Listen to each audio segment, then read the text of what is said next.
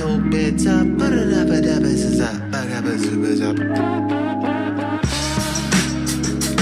And they said that what I want, they said all that I want, that I want, all that I want is a little bop at the top, turn it up.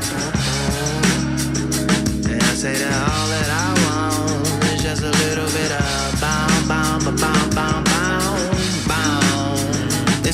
It's the way of the warrior, waiting the waters, the water for crystal clear, lyrical smears, pisses the ears like Mike's pointed at monitors, receiver fever like a thermometer, we burning, we'll turn it back like thermostats, burning like Mississippi and furnaces and thermoses and gas, right after brats, right after that, we be coolin', jump back in the pool in, this the samurai, how you doing? I'ma be the one that you,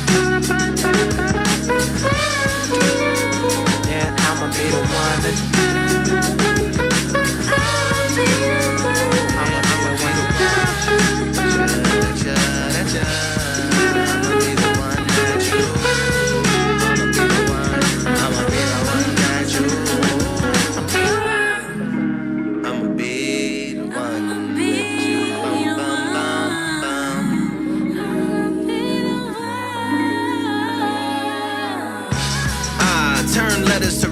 turning feathers to fetish, just dispersing treasure. Like turkeys in the getter, gather round you receptors. Come and look inside of these walls like metal detectors. If they could talk, they would probably say assault. Them it's just my thoughts goes off, even if it's off, but never caught.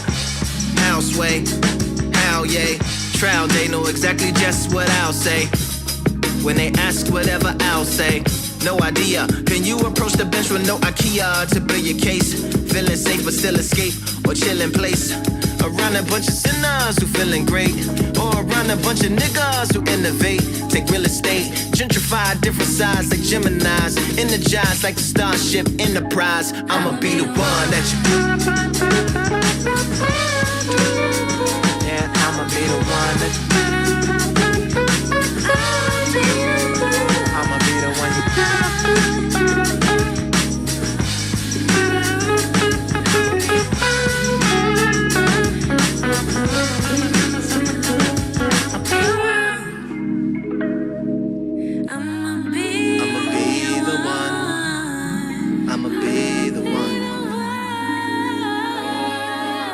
Numero uno, Yokozuna and Sumo. To try to run in my shoes, gotta throw your Pumas to Pluto. Karate and those Hirachis, only Sukas get that judo. How far your soul go, it's so far, it's so Laura Solo. It's no show and anti and social. Turn Gary to Gold Coast, some gold, post some soldier. The toll roads are told, bro. I'm number one. Put the go in the go hunt, turn go in the Voltron. I'm the number one headband wearer. Walking like I talk it, never falsing like Farrah. Headphones on the train, head banging to the snare. I put it in your range, let it wang like Vera. For everyone, stereo feel like steroids to carry. Heavy shit to pick up what you could barely lift. Now you Larry Wheels. Done. To bring it back to the flesh, just flip it over, put it back in the deck. I'ma be the one that you, yeah, I'ma be the one that you, I'ma be the one you,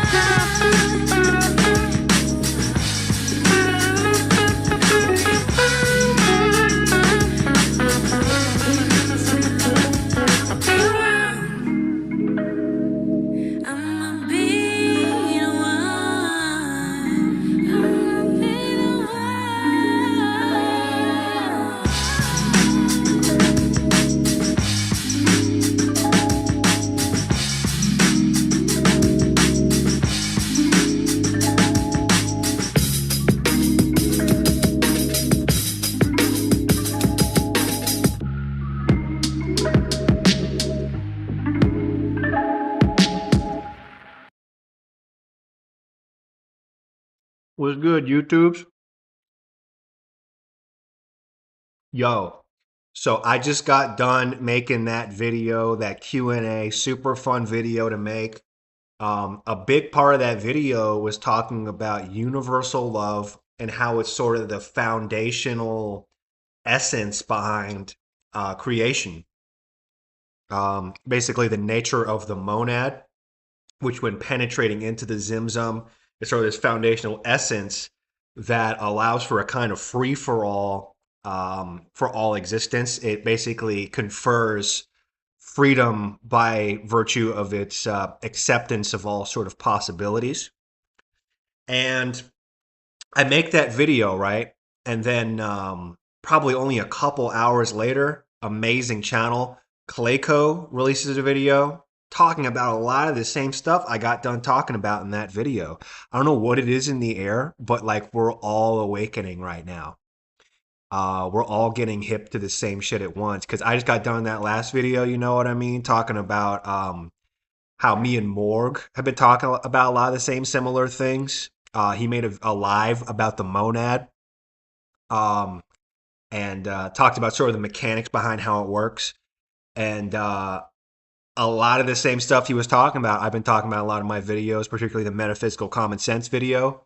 Near the end of that video, I mean, I agree with like so much of that video. It's such a good video, such a good live. He started giving the prescriptions though. Amazing descriptions. We got to the prescriptions part. What are we gonna do about this? He's like, so basically the solution is we just need to make this perfect society where we bring everything back into balance. Like, no, whoa, you fucked it up. Yeah, I mean, I argued in my last video, yeah, essentially hardwired into existence itself is that Discord. I gave the example of Star Wars. It literally is Star Wars, you know. That's what the term planets comes from, planetes. They look up into the sky, they notice that there are these fixed stars that don't move, and then there's these planetes, there's these wanderers, wandering stars. So it's literally like a war between like malefic stars, malefic planets like Mars and Saturn, and benefic planets like Jupiter and Venus, and this sort of tug of war in between. That's the Star Wars. That's the Jedi and the Sith of it all. And when the Jedi fall and the Sith rise to power, eventually the Jedi rise up again. And then when the Sith fall and the Jedi rise to power, the Sith rise up again. And it's Star Wars. It continues like that. So no, that's not the end of the story. It's just creating this ideal society, my friend. But it seems to be a running theme because we're all at the same time having this awakening. We're realizing all of these similar things at once, but we are seeing these divergences in the prescriptions. And we're going to see that again in this video entitled All Evil is Unconditional Love by Clayco. Amazing listening through this video. I kind of skimmed through the video today when I first saw it dropped. And I agreed with a lot of the video, but it did get closer to the end of the video. We're saying, what do we do with this information? And that's where he started giving his prescriptions as what we ought to do with this understanding. And it's very similar to what I run into a lot on a lot of spiritual channels. It's a lot of ideas surrounding sort of ego death, shadow work, acceptance, surrender. And this is kind of posed as a solution to the problem of worldly existence. And I think this is not just a modern day thing. I think this has been the approach of many different esoteric traditions, spiritual traditions, religions, people throughout history.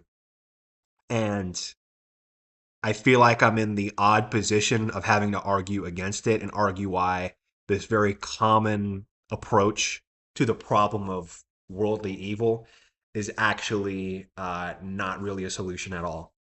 And in order to kind of parse this, I wanted to react live to Clayco's video. I'll probably play it at like 1.25 speed. And I am going to see what we agree with, what we disagree with. I'm going to work some astrology into it. It'll be a great time. Let's run this shit. The ego is the system that runs your sense of self. It is made out of thought patterns, emotions, and behavior loops, and the Actually, stories it's only 20 minutes. We could probably just play it at normal speed. that try to hold it all together. Left unchecked, it creates endless existential searching, Sushi. chronic disconnection, and the persistent sense that something is wrong. The goal of my videos is clarity, to see your identity and its contradictions for what they are, named precisely, to finally understand what it is that really we're all interesting thing too. It's really interesting, this Clayco guy, how he's able to intuit these conclusions, which seem so far outside the bounds of like regular atheistic materialist thinking. And this individual does seem to be actually a materialist. He does really basically seem to only believe in like the flesh and blood, you know what I mean, and what can be like empirically observed according to our current standards of science. So it always surprised me watching this guy's content, um, how much what he's saying is something that more so would be a conclusion of sort of these metaphysical, spiritual lines of thought. Because for me, I've concluded a lot of the same things that he's talking about in a lot of his videos, but I actually conclude them from a lot of my own reasoning, following and surrounding esoteric traditions like astrology and Kabbalah and stuff like that. So it's really interesting to see an atheistic materialist just have such like a juiced up intuition that he says the things he says, because it's like there's such like profound spiritual conclusions. But the thing is, really, he's not really that much of a spiritual guy. It's very sort of Buddhist flavored. It's very sort of how do we approach our mind in relation to the world, and just leave it there. Um, and Yeah, it's going to be interesting seeing us butt heads here, because uh, he's sort of the atheistic materialist Buddhist minded sort quasi spiritual guy, and I'm like the balls to the wall astrology, astrotheurgy, astrological magic. Like I'm way on the spiritual end of shit. You know what I mean? So it's going to be interesting seeing, you know what I mean, where we agree, where we disagree. Let's get into it. Running away from. My biggest existential issue was always the problem of evil. And I know that for many who are into philosophy, it is the fact that there's so much evil in this world that is so hard to fathom. And for the sake of this video, we don't need to define evil in like a very like objective morality type way. We understand evil when we see it. Like if somebody needlessly murders your parents, or if somebody takes your newborn baby and starts torturing it. Yeah, you know, like puppy stomping. Like throw a bunch of puppies in a bag and start stomping. Yeah, that's evil. Like we don't have to have a huge philosophical debate about if this is objectively evil or not, but viscerally we sense it. And it's the sense of evil that has a lot of profundity in it, to the extent that it makes us want to deny reality itself. Like I remember wishing that somehow existence couldn't be. I still wish that. It wasn't enough for me to just like cease to exist. I wanted everything to cease to exist, because I could not fathom how any benevolent force could have created this world. Now, the proposition I want to make in this video is to imagine what would a world look like if the main force for its creation was unconditional love.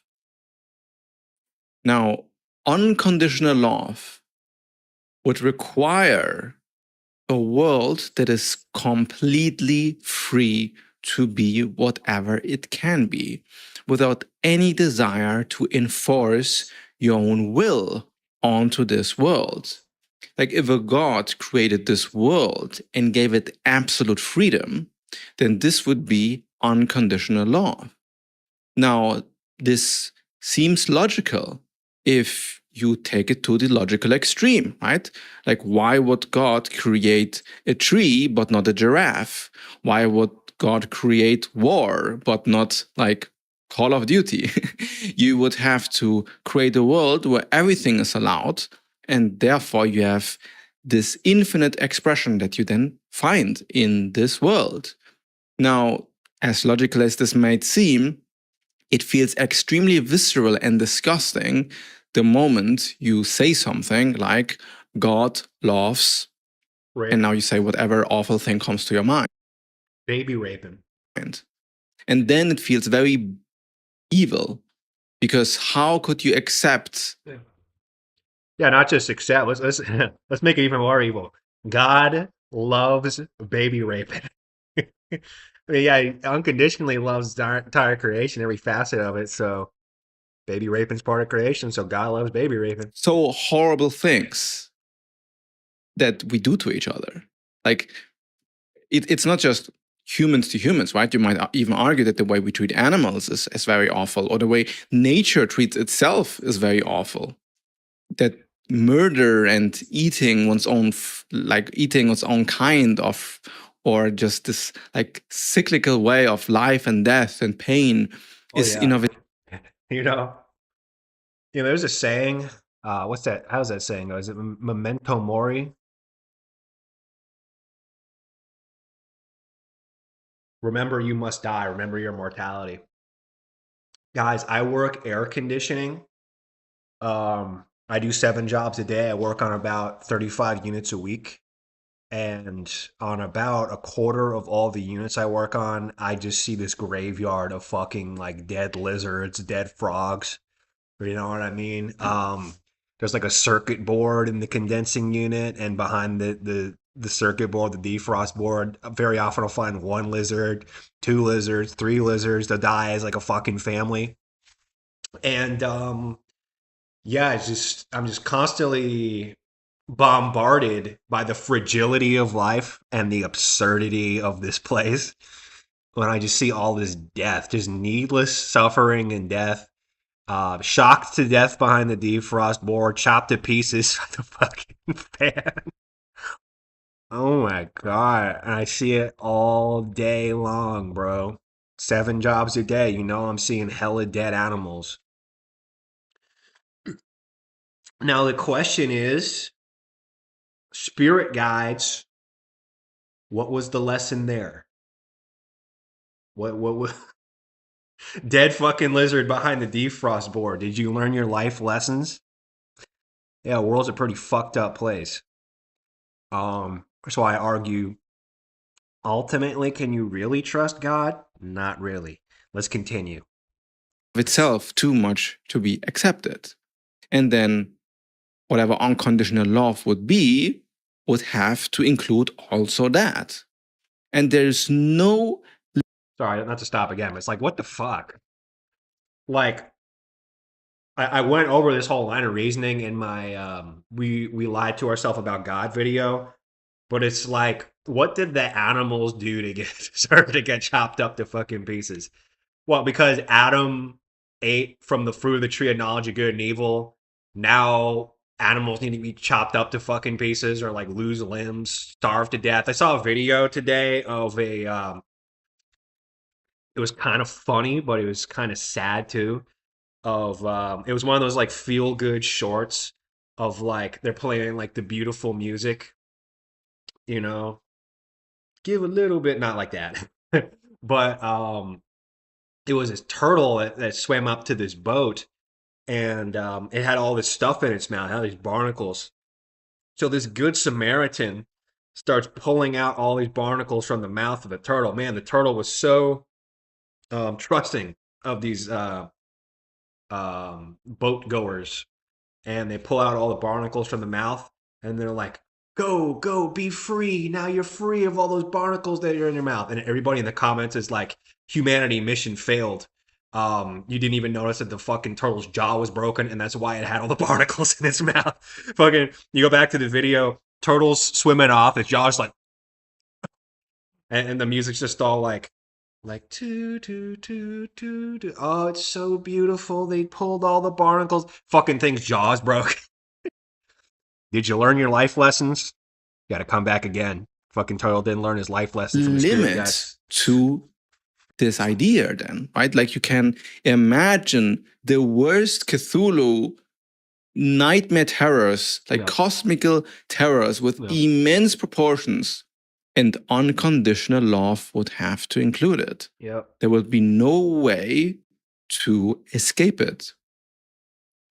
Now, this might seem like, for some people, a really like fucked up way to frame love. Because for us humans, love is care. And care usually means care for well-being.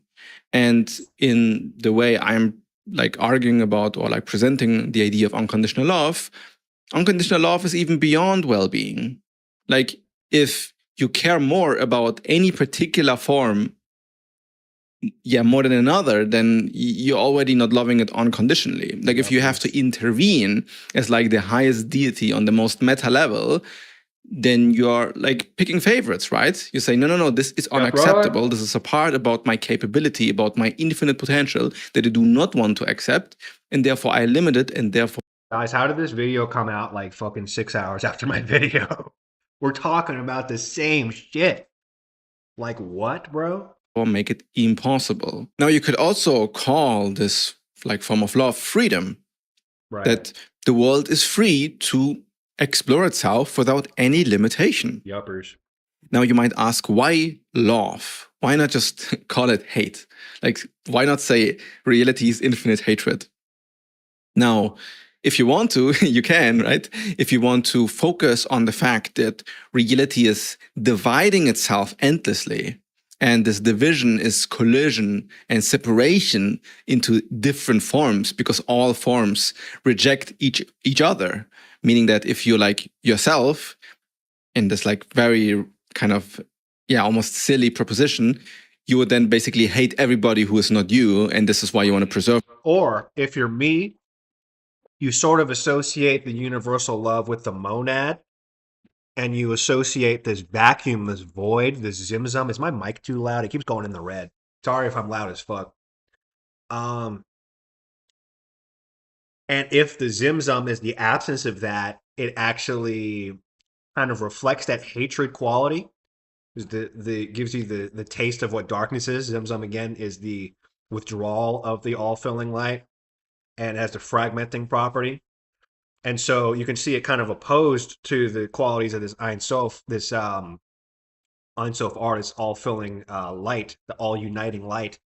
It's sort of a universal love there. And then in this zimzum, in this darkness, in this withdrawal of light, there is almost a kind of hate, kind of like what he's talking about here.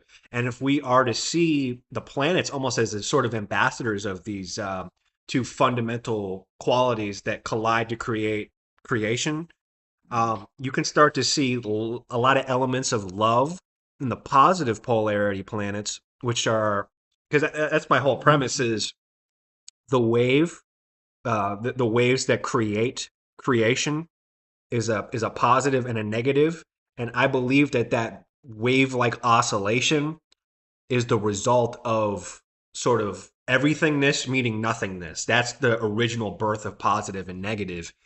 And so I think we can see represented in the positive polarity planets like Jupiter and Venus a lot of this love, a lot of this amity. You can see it in Venus, you can see it in Jupiter.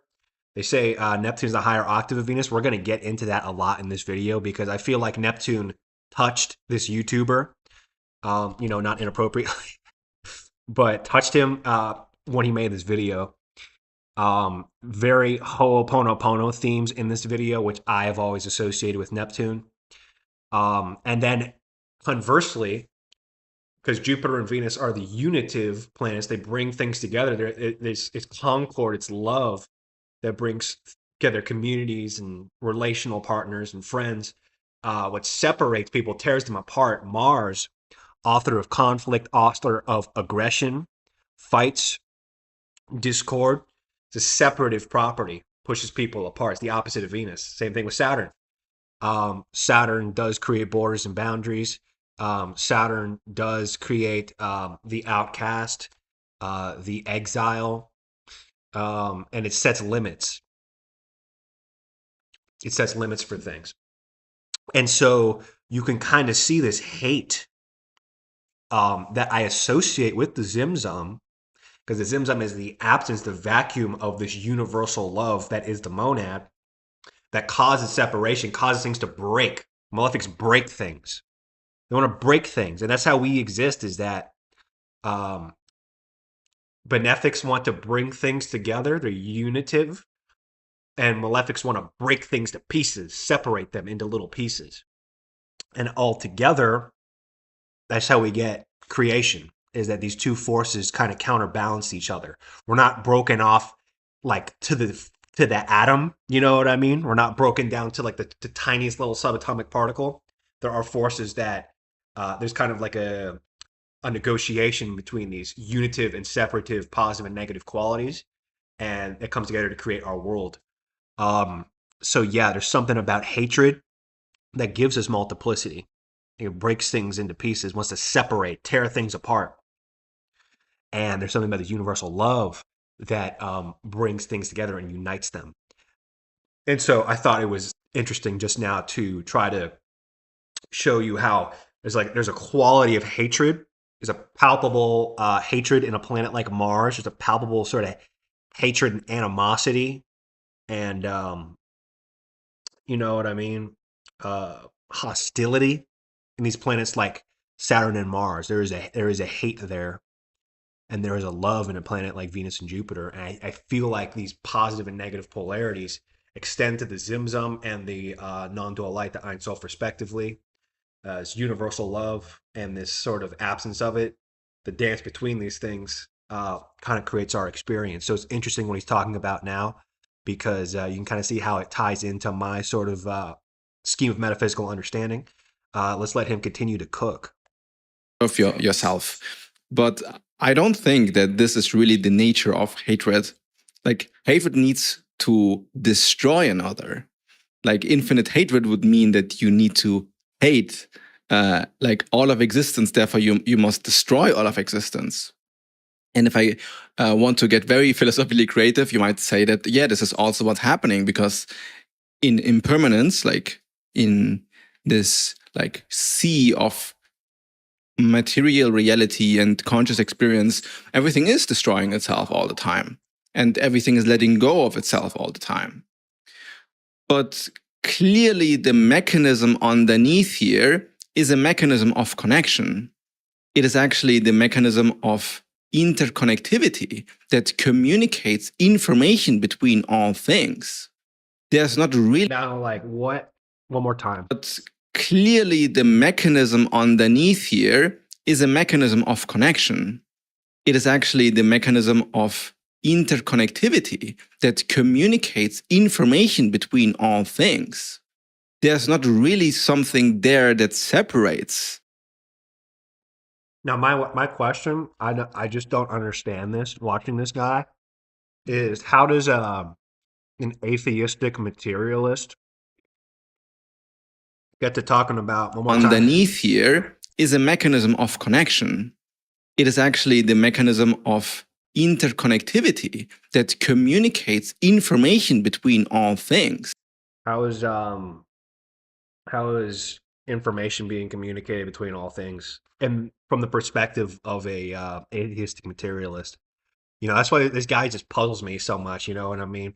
Maybe there's like some quantum mechanics thing I don't really understand here, but yeah, it's like this seems like so much more of like a spiritual, metaphysical, esoteric sort of conclusion than like an atheistic materialist conclusion. I don't follow how he got there, although I do agree with what he's saying. There's not really something there that separates everything. Like, even within atoms or time and space or time, like the only way any of it works is because all of the physical laws of the universe are intimately interconnected. So love could be described as the quality of interconnectivity or connection. But I think there's even a better way to like figure out or to assess whether love is the right word for whatever is going on here. Imagine that you are, again, in this empty space of like nothingness, and you are all powerful, like you are God himself, you are infinite potential. And now there's like just nothing there. And if you want something to be there, this desire for something to be there rather than nothing is what love is. If you love something, you want it to exist. This is really interesting.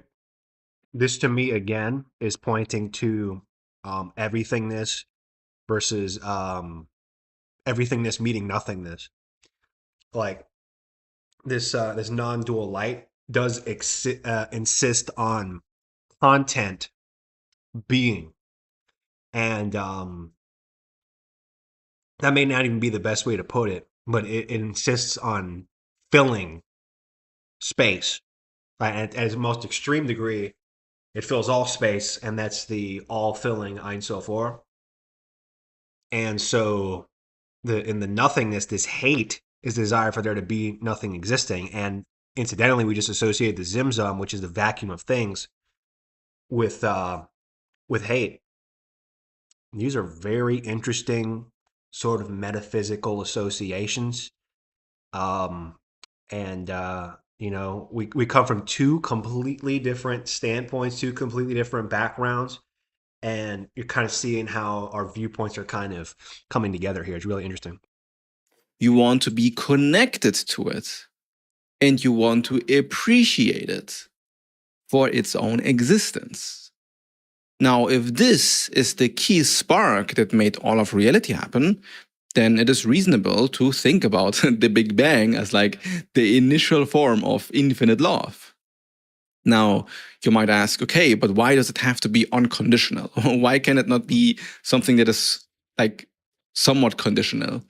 And I mean, again, here, the relative helps, right? It is somewhat conditional because at the end of the day, it manifests into human beings, and we human beings can make the decision about what we think is right and what we think is wrong.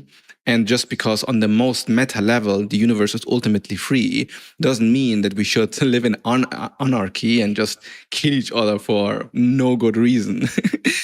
So on the other hand, in this like God type space, if you then see, oh, I want something to be, then you already are in this kind of conundrum. Okay, so what do you want to create? Like, do you want to create like a giraffe, but you don't like the tree, and therefore you make it so that only giraffes are possible, but trees aren't? Like, you're limiting so much more the moment you try to limit just a tiny bit.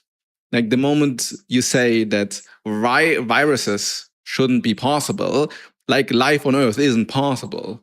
The moment you say war shouldn't exist, then what about all the nice shooter games that we play and we have fun with? Like, they are inspired by real death and because we can kill each other. The same with drama and the way we can like experience movies in this very lived and visceral way. It only works because hatred is also allowed in this like infinite sea of love. The desire to separate yourself from another or hurt another is a crucial part of how this entire machinery works. Like, in a way, you need to be able to forget who you are in order to rediscover what you are capable of.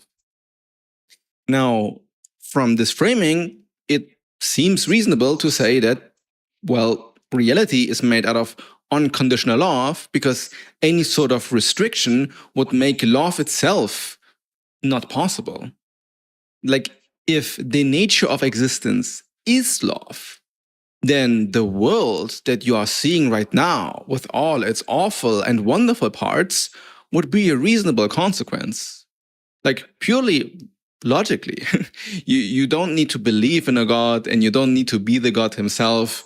You just need to kind of follow my logic here and see that, yeah, purely logically speaking, unconditional love would create a world that looks exactly like the world that we're living in.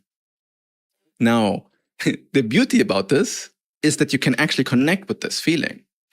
The ego is the sense of self that separates you from the sense of interconnectivity with other things. And if you had an experience of a sort of, let's say, cosmic connectivity or, love with another person or deep meditative spaces or psychedelic experiences, then the sense that everything is made out of love feels very intuitive. It feels like kind of obvious, and it feels odd that we normally don't perceive it this way. And it's because suddenly we see that every single atom is binding with each other. All gravity is doing is like pulling things together and uniting things. And the same is true for time and space and all atoms. And all that you see is kind of like an information flow of interconnectivity that oddly enough, the moment you lose your sense of ego, like your sense of separation from all other things, then the feeling is suddenly a universal sense of love.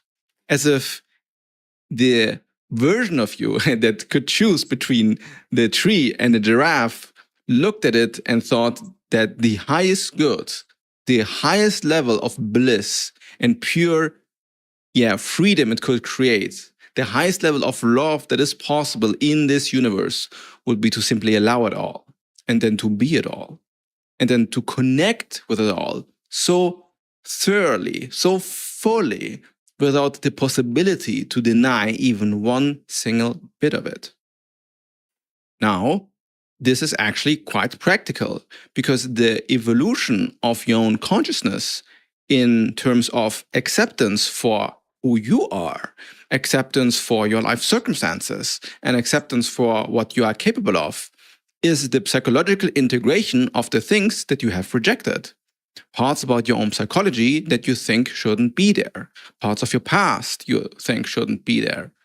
Who you are becomes fuller and fuller of love the more you unconditionally accept yourself. And now suddenly this very philosophical, abstract, kind of logical idea becomes very visceral and real.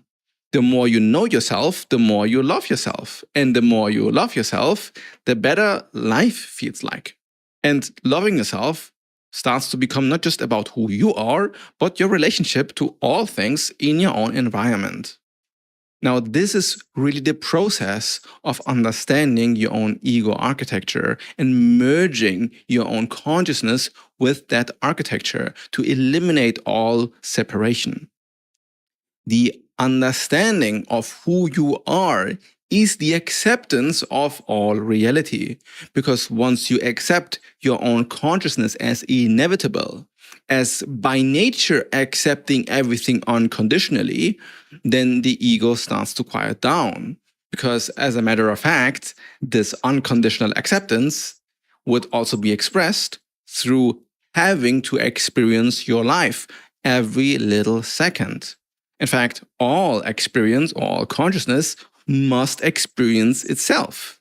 There's no way around it. Like whatever exists in its form wants to experience itself and kind of has to, right? Like you're going to wake up tomorrow and you're going to go through your day and you're going to live your life. And the unconditional acceptance force is so strong that it doesn't matter if you are very tired and don't want to go to work, or if you're very frustrated about your life or frustrated who you are. It is also included in that. And in a sense, all your resistance towards your own life is pretty much what makes it worse. It is the force of hatred that rejects what it already is. And if you can remove all of these layers and just look clearly about who you are, then it starts to look kind of delusional to reject anything. Like, at least in your own experience, whenever there's pain, there's discomfort, there's sadness, pushing it away cannot be the right answer. You must feel your feelings in order to accept who you are unconditionally. If you reject your feelings, then this causes a ton of negative consequences for your own psyche down the line. And you probably have noticed this yourself. Like the more you actually allow yourself to be who you are authentically, the more you let yourself feel what you want to feel authentically, the better things become. Now, there's a lot about this that is easier said than done, right? Because the rawness of experience is pretty much in your face. And the more you dissolve into experience, the clearer it becomes how brutal it means to experience anything at all, how immediate experience is all the time. Just to cut him off for a moment.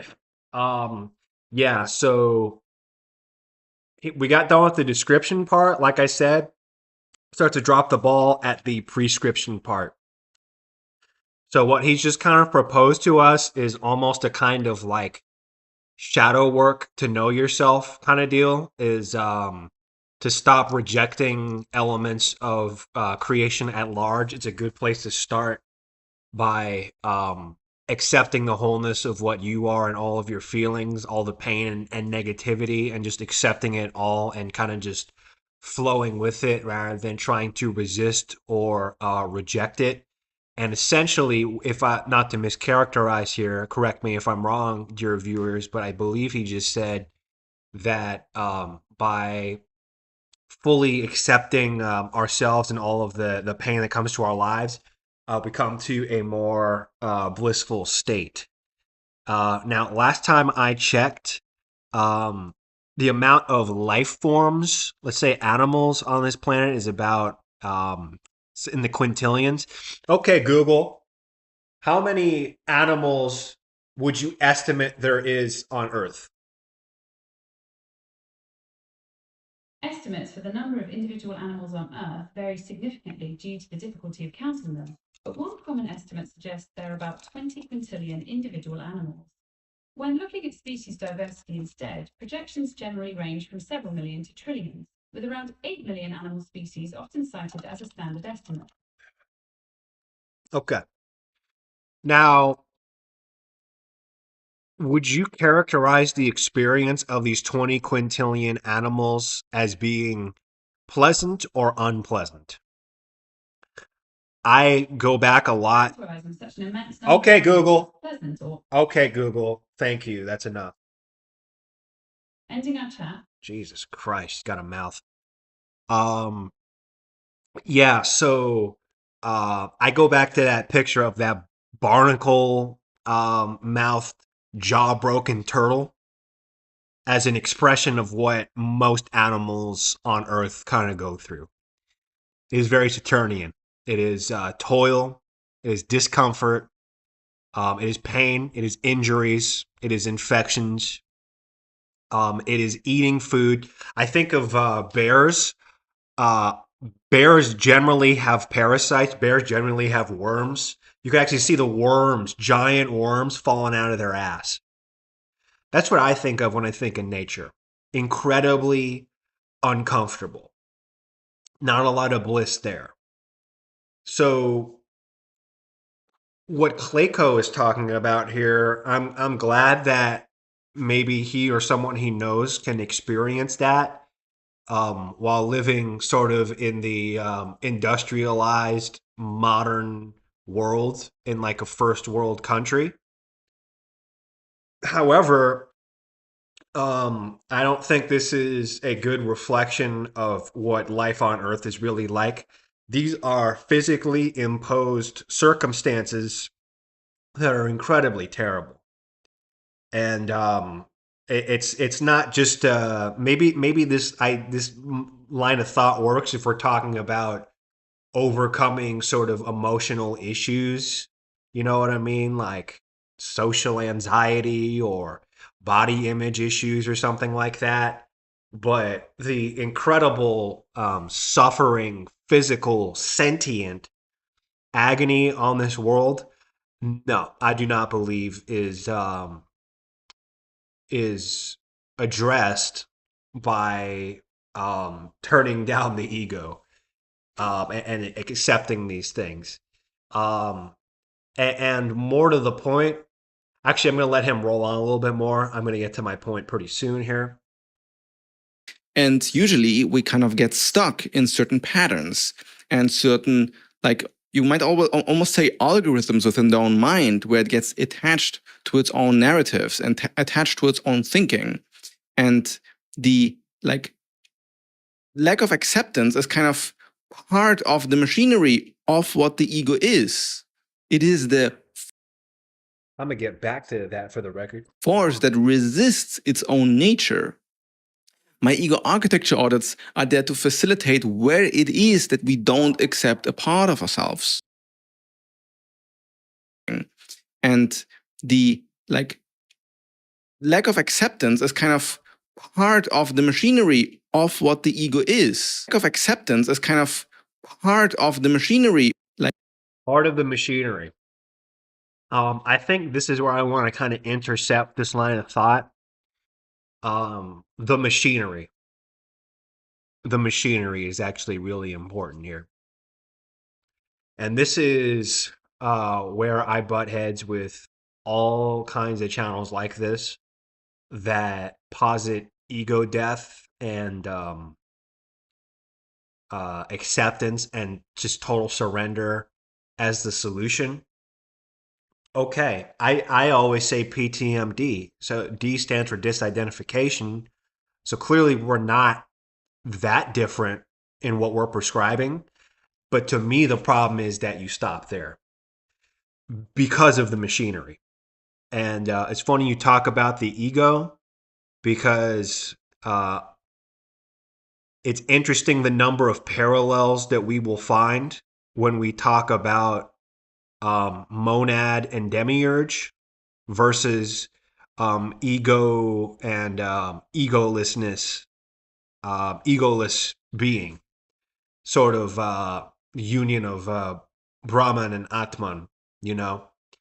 To talk about the demiurge is in many ways to have a lot of overlap between talking about the ego and the way that I characterize the demiurge is that it definitely insists on making you a character in a story. So it really does insist on identity. But to me, that's important because talking in these psychological terms can only take you so far. And if you don't understand the real metaphysical threats that are at play, you can end up playing yourself. And I think Clayco's playing himself here. What does our evidence tell us? Our evidence tells us, according to not just Michael Newton, but the preponderance of near-death experience evidence, a good portion of the out-of-body experience evidence, and a number of other past life and life between lives, hypnotherapy, regression, how should I say, clinics, administrators, all come to the same conclusion that we do have this engine of reincarnation. And so we are ultimately answering to entities when we die, and they are trying to direct us in certain places. And so that is the machinery. And to me, those entities have a lot to do with my descriptions of the demiurge. These entities are always talking about you're going to go back down there and this is going to be your new body. Okay. This is your new family. Isn't that exciting? This is going to be your name. This is going to be your character. You know what I mean? This is what you're going to plug into. This is going to be your story. So you trying to empty out all this ego, how do you think that one who has emptied themselves out of these of ego and all resistance, as you put it, how do you think that person is going to respond to this machinery that is enthralled with the idea of giving you a new body and a new name and a new identity? And are you going to resist, you who have renounced all resistance, accepted pure surrender, and practically emptied everything out? You know, how do you think the demiurge feels about that? How do you think these proven entities, spirit guides, council of wise beings, soul family, how do you think they feel about it when they hear, okay, this guy just emptied out himself? Do you think they're like, damn it, drat shit, hate that. I can't believe that. We work so, they're like, awesome. Now we get to program you that much easier. Send you back down. Boop, there goes the button. Down you go. So ultimately, this is how I end up kind of characterizing it is, in this one lifetime, you've had this epiphany that letting go of self-identity and letting go of attachment and resistance makes you feel a little better in this, again, this industrialized world. I don't think these things would aid the 20 quintillion animals that are on Earth, generally speaking.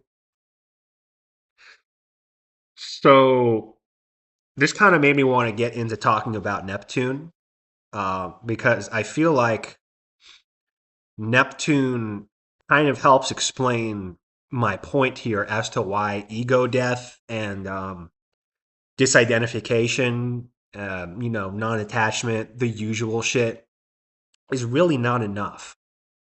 I'm going to try to break this down smooth. I'm going to go to a quote from an amazing work of modern astrology. And it must be amazing because otherwise I would never be giving praise to modern astrology in basically any fashion with traditional astrology. But this work is by the legendary Richard Tarnas, released in 2006.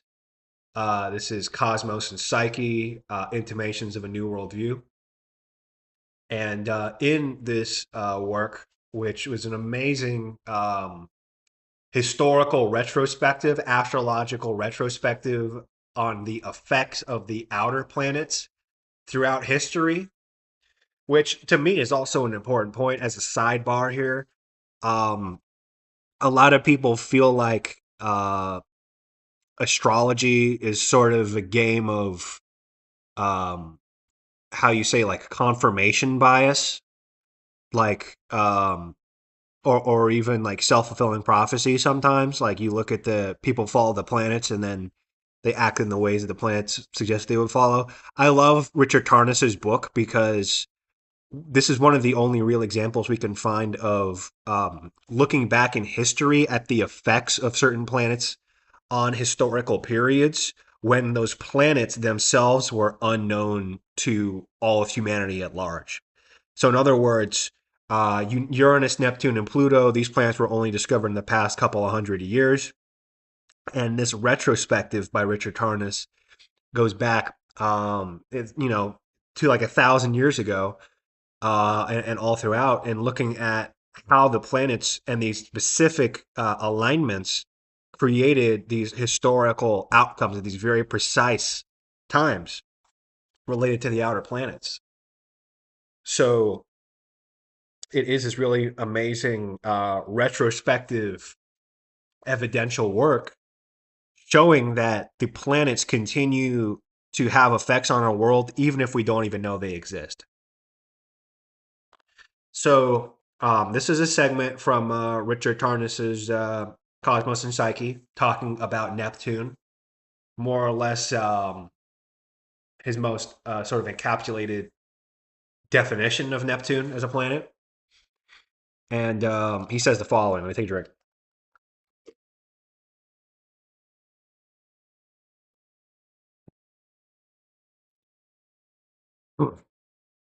Well, that sushi's going to make me knock out in like 30 minutes. Better finish this video.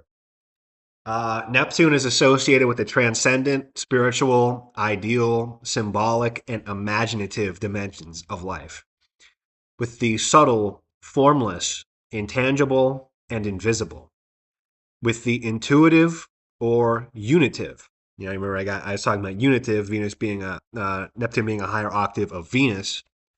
The positive sort of polarity planets bring things together. With the intuitive or unitive, timeless, immaterial, and infinite. With all that which transcends the limited, literal, temporal, and material world of concretely empirical reality. Myth and religion, art and inspiration, ideals and aspirations, images and reflections, symbols and metaphors, dreams and visions, mysticism, religious devotion, universal compassion. It is associated with the impulse to surrender separative existence and egoic control, to dissolve boundaries and structures in favor of underlying unities and undifferentiated wholes, merging that which was separate, healing and wholeness, the dissolution of the ego boundaries and reality, melted ecstasy, mystical union, and primary narcissism. if you didn't know, by the way, the narcissistic sort of personality disorder most people talk about is secondary narcissism. Primary narcissism is something that Freud posits basically all humans have upon birth. And yeah, you can look into that. With tendency towards illusion and delusion, deception and self-deception, escapism, intoxication, psychosis, perceptual and cognitive distortions, conflation and confusion, projection, fantasy, with the bedazzlement of consciousness, whether by God, archetypes, beliefs, dreams, ideals, or ideologies, with enchantment in both positive and negative senses. I want to kind of pick this apart in pieces. With the bedazzlement of consciousness, whether by God, archetypes, beliefs, dreams, ideals, or ideologies. So we're talking about this sort of bedazzlement. Among other things in this definition, it points to Neptune as being associated with a kind of naivete. You know, we get these ideas like tendency towards illusion and delusion, deception and self-deception. Yeah, basically sort of suggestibility, sort of being easily shaped into things, shaped into belief systems, shaped into a number of different structures. It is unitive, it is dissolving. And yet what is dissolved leaves you naive and suggestible. You know, it's interesting, just as a sort of thought, there is the association of Neptune with Pisces. I am a solar Pisces. And Pisces is opposite Virgo. And Virgo is the sign of Mercury. And Pisces is the sign of Neptune. So this sort of discerning, rational quality of Mercury is that's able to pick things apart and put them into sort of a coherent logical sequence to make sense of it. With Neptune, everything is all kind of jumbled together, and that can lead to kind of like confused sort of state, suggestible sort of state. It's literally like going with the flow taken to like the utmost extreme. And I bring this all up to say that a lot of these things all kind of constellate, a lot of these different aspects of this definition all kind of constellate to create a very big part of the state that we are in between lives. There is a very Neptunian sort of quality to it. We are immersed in this universal love that the way that most people describe it in their near-death experiences and everything like that, the life between lives, it's like everybody is just together as like this unified whole. You're not totally dissolved. You are kind of like souls, so to speak, but it's like you're all kind of tied together. And all tied together with this universal love, there's also this suggestibility. You are high on bliss, you are blissed out between lives. And I always find the success rate of these samsara entities very interesting.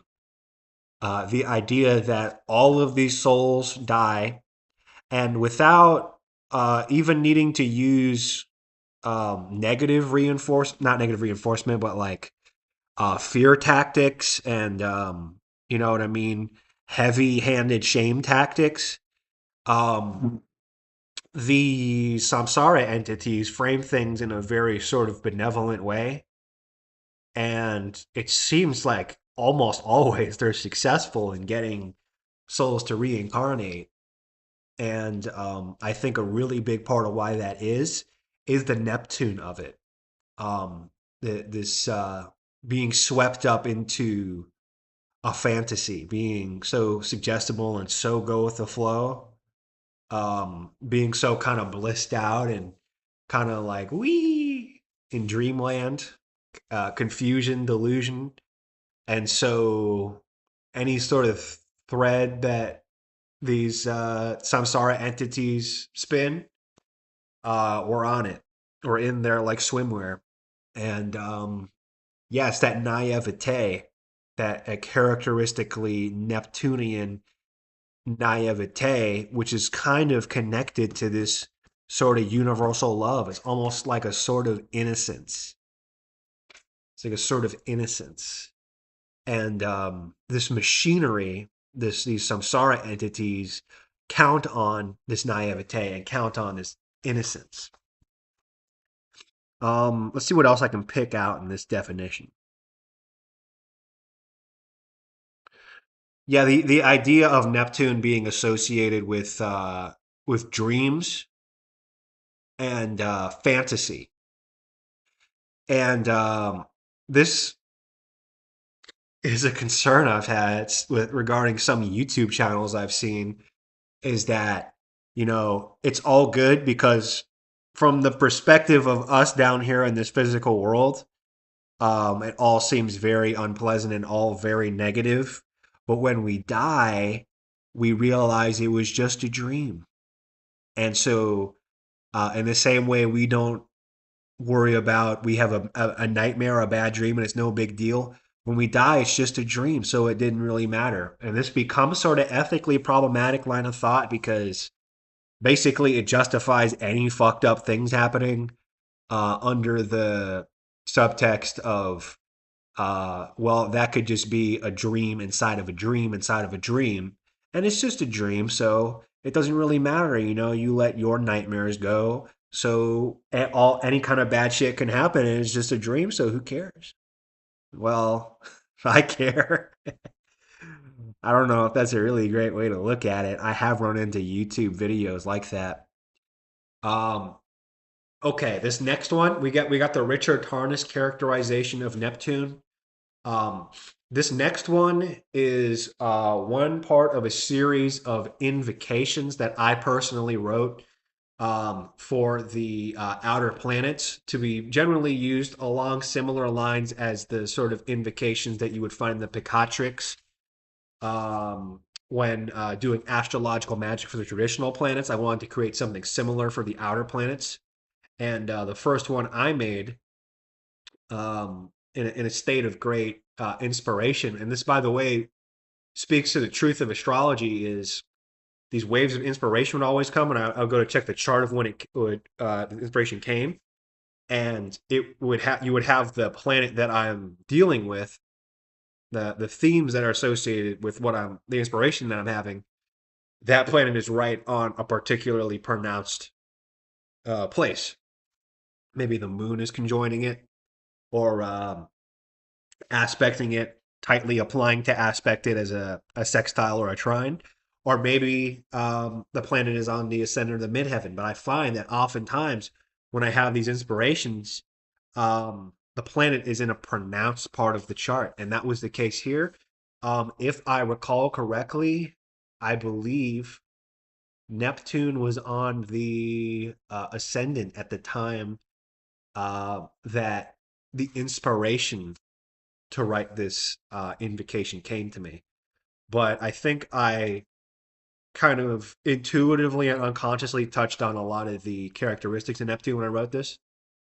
And also part of this is, well, anyways, I'm just going to read. The invocation of Neptune. Hail unto you, O Neptune, most high goddess of the ineffable and scarcely fathomable divine feminine, transcendent, dreamy, formless, mystic, and boundless, of sights unseen and sight beyond sight, of altered states and the porous bounds of fantasy and reality. You who liquefy, render fluid and blend to perfect continuity and universality. Just as the mysterious depths of the deep blue are as one and not the droplets that comprise them, you bring about divine and indiscriminate union. You who are gentle and flowing, and yet enemy and adversary to all categories, boundaries, definition, and delineation. Your love is succor to the deepest wounds of the soul and the closest of its kind to God, where there is no romance or coupling, but only the love that binds all of creation as one. Lady of the waters, draped in fog and mist of utmost and absolute passivity, who beckon us not to analyze, criticize, or fragment the glory of God's creation, but to only receive, feel, and sense with the mind's eye. You are the flowing current of dreams and bring about deep knowings of unknown origin. You show us the hot and cold, the good and bad, the real and unreal, and the creation in destruction. You blur and obscure until only essence can be sensed. Then you unravel essence into its threads and show us the connections between all essences. You are utmost mercy and compassion, drawing us into the world of confounding mirrors and reflections, eluding with paradoxes and riddles until it's known that the notion of self and other itself is illusory, and that universal and indiscriminate love and forgiveness is a stairway to blessed realms. Where can I go from your spirit? Where can I flee from your presence? If I go up to the heavens, you are there.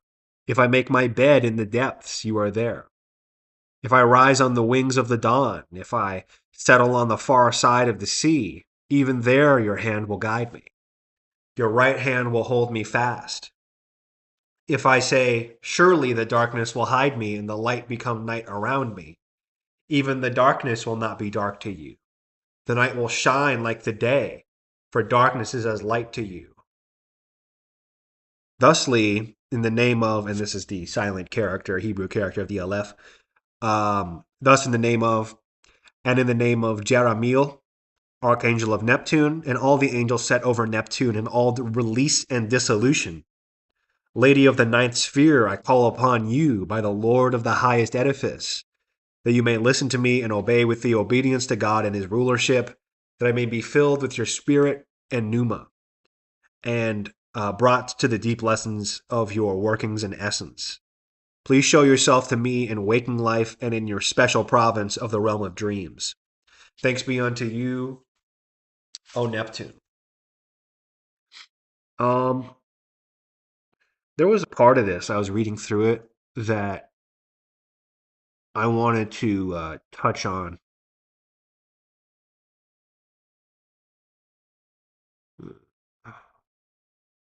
You who liquefy, render fluid, and blend to perfect continuity and universality. You are gentle and flowing, enemy, and an enemy and adversary to all categories, boundaries, definition, and delineation. I think it was right before that. Well, anyways, I lost my train of thought. But yeah, with all of these, we can start to kind of get a sense of the character of Neptune. But interestingly, this quality that we call Neptune is, is very similar to a lot of descriptions that can be given of the Ein Sof. I mean, this dissolution into unified wholes. I swear I read something. What was it? Accepting. Oh yeah, utmost passivity. Yeah, so we can see in the planet Neptune a kind of passive quality, like a receiving quality, and non-asserting, and that is connected to universal love, which is also connected to Neptune. In the same way that we say the monad doesn't act, the same way that Clayco's video said that it doesn't act, it doesn't deign to make any changes or insist on any outcomes. This results in a remarkably passive character, you might say. And so this is a good way of thinking of God. I mean, Neptune is a very high level of the demiurge, very high level core qualities. Pluto and Neptune are core qualities of the demiurge, very, very core to its being. And these qualities essentially just let things unfold. He just lets things unfold as they will be. But yeah, the problem is that Neptune is a stage of this emanation. It's actually part of the machinery. And so it's kind of like the closest thing we have to the monad. You can see a lot of it in the sun. I mean, even the glyph of the sun, the circle with the dot in it. The circle is the symbol of the monad, basically. So very rich connection between the monad and the sun. But also you can see a very strong connection here between Neptune and the monad. And so the difference is that the Ein Sof, or the non-dual light, the one, is uncreated. It's not part of the machinery. But the form of the Ein Sof that is part of creation is Neptune, essentially, is a good way of thinking about it. Shares a lot of the same qualities. And Neptune is what allows for the dream to exist. It allows for the dream within the dream within the dream. It allows for this infinite sort of regress of waking up out of these smaller and smaller subdivided realities. Waking up from a dream, inside of a dream, inside of a dream. But it somehow contains the essence of everything that can be dreamed. And so it's a part of the process of creation. It's emanated out into the created world. That's important to point out, is that it's kind of like a riptide. You talk about these Neptunian themes, ocean themes. Kind of like a riptide creation is. And so that's why I say don't be a leaf on the wind. When you empty yourself out of ego, when you empty out all of the resistance, you empty out all of the, you know what I mean, attachment, it's like, cool. You will probably see an increase in your quality of life because of that. I mean, you're not going to completely empty it out, by the way, but by the point that you actually totally empty out your ego, you're probably going to die pretty soon, because that self-preservation is a really big part of how you navigate life to continue to survive. But you empty out a little bit of it, and it can make a big difference. But problem is, you die, and now you're just like a leaf on the wind. You're just like, anything that comes is fine. I have no attachments. I have no resistance. I don't have any preference at all. And then the spirit guides say, well, we have a special mission for you. And you're like, okay, whatever. You're a leaf on the wind. Just got to blow on you. Just got to blow on you. This is why I got done talking about in my last video how universal love does not belong in creation. That's what makes creation an abomination. Is that you can empty yourself out, but you're just emptying yourself out for the demiurge, which is your God. When you exist within creation, the demiurge is your God. Period. And the demiurge really, really wants you to have a body, a name, and an identity, and be a character in a story. So It's no big deal. It's no big deal to this engine of reincarnational machinery, these entities that you have decided to start to work against your ego and to be all accepting and all loving. The demiurge will get you back on track. Get you right back on track. Give you a brand new body, make you forget everything, new identity, new name. And so by the end of it, what have you really accomplished? I'm going to let Clayco continue here, but we still got 4 more minutes in this video. We're going to see where he brings us here. Like, lack of acceptance is kind of part of the machinery of what the ego is. It is the force that resists its own nature. Yeah, so you're teaching yourself acceptance, but it's kind of part of the machinery that you're going to be encountering again. You know, we conflate sort of the demiurge with the ego, a lot of similarities. And so lack of it, as you put it, lack of acceptance is such a big part of what it is. So don't you think that that's going to be programmed right back into you? Like, what have you really addressed here? My ego architecture audits are there to facilitate where it is that we don't accept a part of ourselves, where there's something within us that we are still rejecting. And how my process works in its entirety, you can read in the PDF in the description below. The feeling that you finally found yourself is the sense that you finally unconditionally love your life. Because now it isn't a question anymore about who you should be or who you kind of fail to be or what you need to do to finally be whole and complete. But now it is about who you already are and what parts of who you already are you not accepting yet.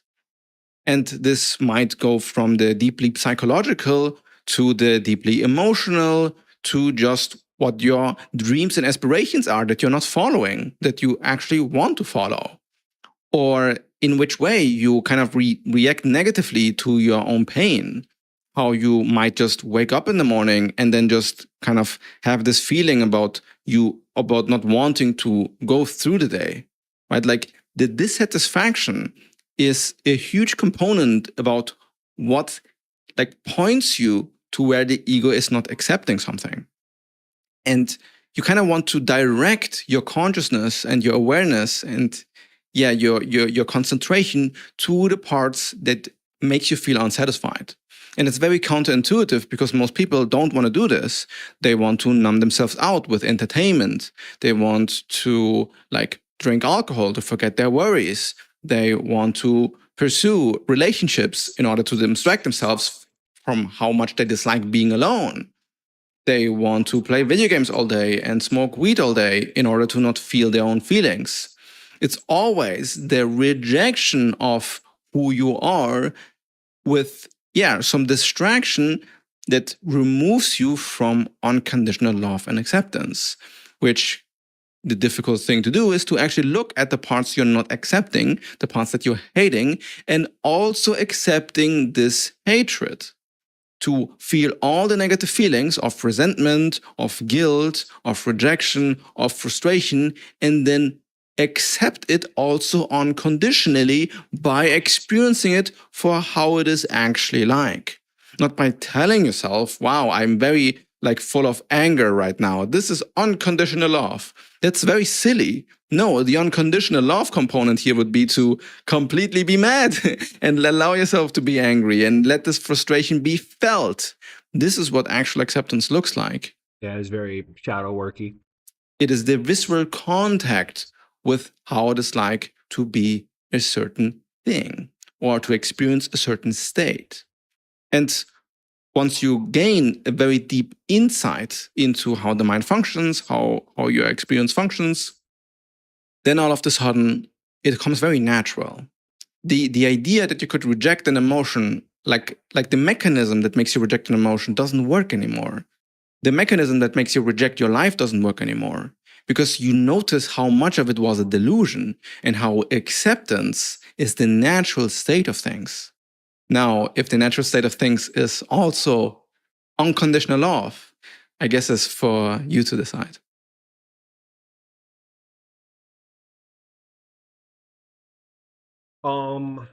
Yeah, I don't necessarily agree that acceptance is the natural state of things. I mean, once again, I go back to the sheer physicality of our world, sort of the suffering and agony that animals go through.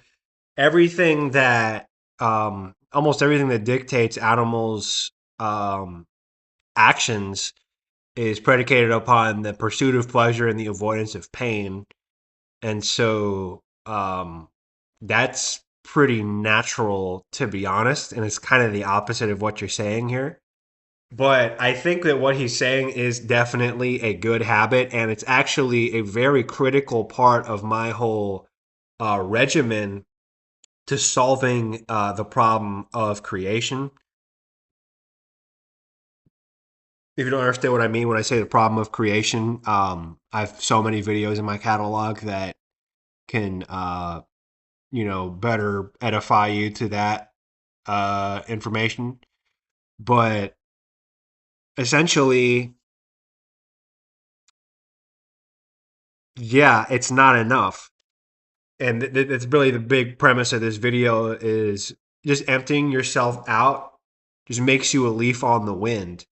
And you are going to continue to reincarnate. You're going to basically, by the way, that lesson that you learn is going to be undone too. So you're going to be filled back up with identity and attachment and desire.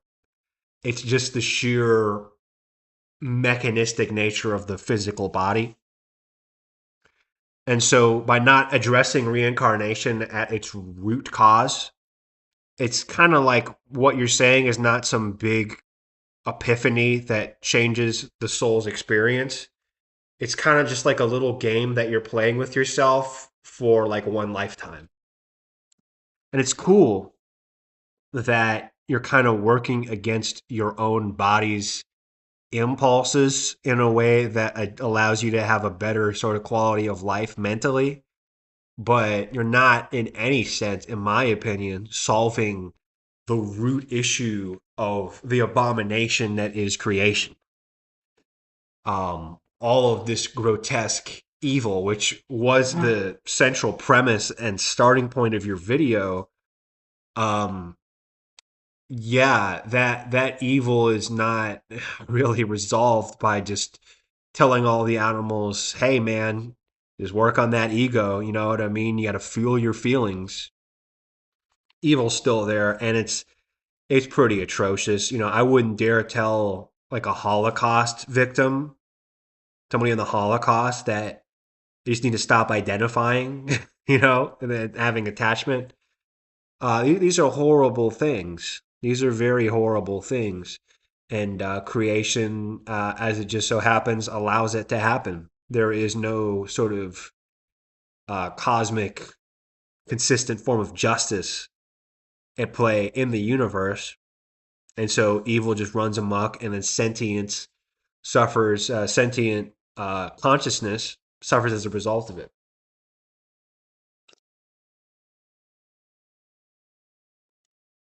So this is why I frame my solution not as just simple disidentification, which as part of my 4-part prescription is basically the only thing that I have in common really with this gentleman. I do agree with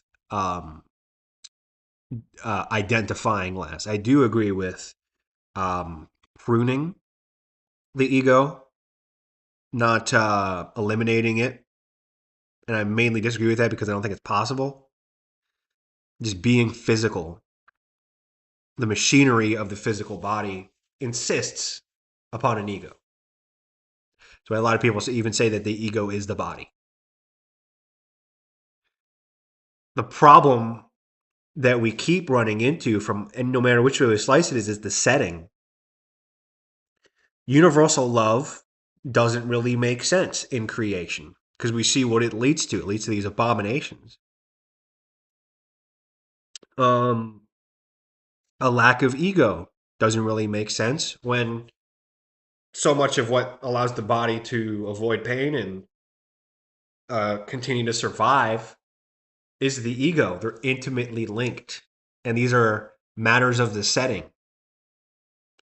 Universal love and forgiveness doesn't really make sense in creation. It allows me. I'm not ripping ass. It's a chair. It's a chair. Universal love and forgiveness doesn't really make sense here because you'll get taken advantage of. It's the setting. It's where the consciousness is located. It's cool that we try to solve every problem psychologically, and there's a lot of good you can do there, just psychologically. But the problem that I don't see anyone addressing is actually the sort of the localization of the consciousness. And so all of these things are great. Disidentification is great. Universal love and forgiveness and fully accepting nature is great. All of these things are great preconditions to reunion with the monad. But you need to actually project your consciousness into the monad. This idea of having a sort of monadic state of mind, it solves nothing. And this is why I brought up Neptune, is that Neptune is kind of like a monadic state of mind, but it is part of the machinery of creation. It just leads to more reincarnation. It just leads to all these evil outcomes being born. The Ein Sof, the true monad, has no level of contact with creation. It's unknowable. It's uncreated. It's netty. It's beyond description. We can't find it anywhere. It's outside of time and space. So how are we going to find it if we're in time and space? So the closest thing we get is Neptune to that. And as it just so happens, Neptune is part of this riptide, part of Pluto and Neptune, this riptide back into creation. Neptune wants to donate its formless essence to be given shape and form by planets like Saturn, Jupiter, Mars, Venus, all the traditional planets. They give form to this raw, unified essence. It really does. So I see represented in not just this video's message, but also in Ho'oponopono. I think that was kind of a mistake. How should I say? A misapplication of his understanding and technique of Dr. Ihaliakala Hugh Len's modality of Ho'oponopono called self-identity through Ho'oponopono. You watch all the interviews with this guy, he's always talking about how he just needs to keep cleaning what he sees to dissolve it so he can see the face of God. The problem is you're trying to clean an infinite thing. You're trying to... You're stuck in this riptide of more and more and more things, and you think that by saying, I'm sorry, please forgive me, thank you, I love you, to clean it, to dissolve the data, as he puts it, that's going to bring you to the face of God, this blank 0 point, as he puts it. Problem is, you need to dissolve everything between now and the infinite unfolding of all creation, meaning you're never going to be done. Time and space is really the issue here. That's why I talk about the Zimzum so much. And so a really big focus of my channel and my own personal spiritual path is theurgy. Absolutely. Astrotheurgy. And I'm partial to the Franz Bardon lineage. I'm partial to Bob from 60 Skills of Meditation. That style, Mark Rasmus style. That way of actually projecting your consciousness into non-dual light. It's a two-part process to stop this cacophony that we call reality. That was beautifully outlined by you in your video, pointing out how all evil is unconditional love. It's allowed expression. There is no force of justice that insists on things being a certain way. It's just let all things have expression. And that turns it into this abomination called reality. And I argue it's because the non-dual light was put into the Zim zone, put into this empty space. And consequently, that universal love allowed all of this to happen. Whereas universal love and forgiveness makes a lot more sense in the monad, in this all-filling light, because now you need to have that to be compatible with this non-dual light. Otherwise, it's just going to spit you out. You can't be of a separative sort of mindset and reside within the monad. An ego cannot reside within the monad. A character, a person cannot reside within the monad. As Schizodumps puts it, you would have to rejoin the soul soup. And it's true. To be uncreated. It saddens me, actually, to see Clayco say this. Rather than being uncreated, he would rather just accept and go with the flow. Neptune-like, go with the flow of these horrors. These horrors of physical sentience. He just says, I would rather just go with the flow of that. I'm like, that's so sad. That's so sad. Yeah, so theurgy for me is the biggest focus. Compatibility with the monad is important too. That's why I also prescribe the purification. So it classically runs concurrent with most forms of theurgy, is a form of self-purification. Monasticism and disidentification. These are things in the universal love and forgiveness. These are things that make you compatible with the monad. But the theurgy is actually what allows you to project your consciousness into non-dual light so that you're finally in a setting where it makes sense. I feel so bad for these YouTube channels that they want to bring this mindset, which is a beautiful mindset, into this world of abominations called creation. Because you're going to get fucked. And a matter of fact, the more you're willing to accept, the more likely you are to get fucked by these samsara entities. It's like, wow, this one's down for anything. This one's a total slut. Gonna get beat up and raped in a fucking bathroom. Just down for anything. You get out of the machinery. You need to actually project your consciousness into the non-dual light. And that is such a big part of what theurgy is, to merge into light, to merge into the non-dual light of the Ein Sof, or some put it, the one, the monad, source, like. And so, yeah, that was my response to this video. And yeah, once again, ladies and gentlemen, PTMD, purification, theurgy, monasticism, and disidentification to achieve non-dual suicide. Thanks for joining me.